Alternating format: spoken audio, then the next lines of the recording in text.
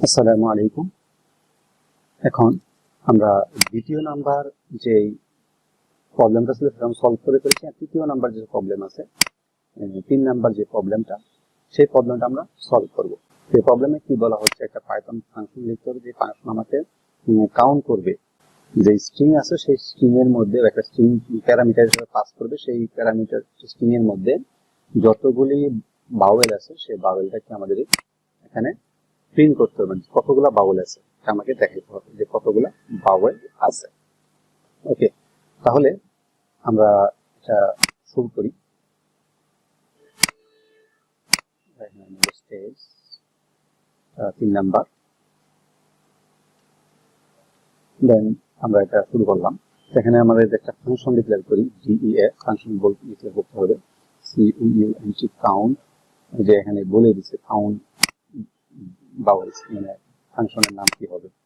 ফাংশনের নাম এটা হবে আমার, এইখানে আসবে একটা স্ট্রিং। এই আমরা একটা প্যারামিটারের নাম দিলাম।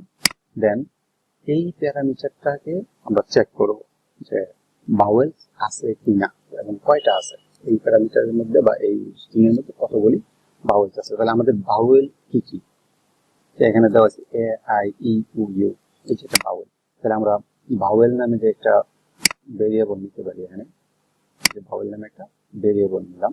এই ভেরিয়েবলের মধ্যে আমরা স্ট্রিং আকারে এগুলো রেখে দিব। এই যে ভাওয়েল, এই ভাওয়েলগুলো আমরা কি বললাম, রেখে দিলাম।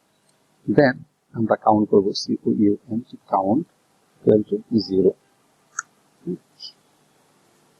ফার্স্টে আমার 0 থাকবে।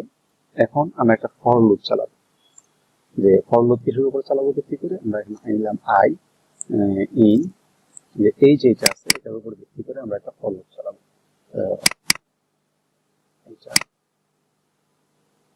ফর লুপ চালানোর আগে আমাদের একটা ফাংশন আছে, যেটা আমরা দেখি প্রত্যেকটাকে আমরা লোয়ার কেসে নিয়ে নিব।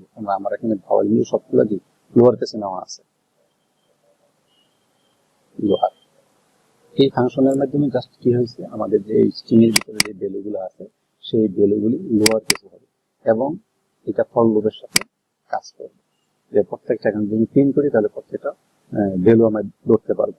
তাহলে আমি চেক করবো কি এই যে আইটা নিচ্ছি সেই আইটা কি ইন আছে কিনা কিসের ভিতরে, বাউলসের ভিতরে।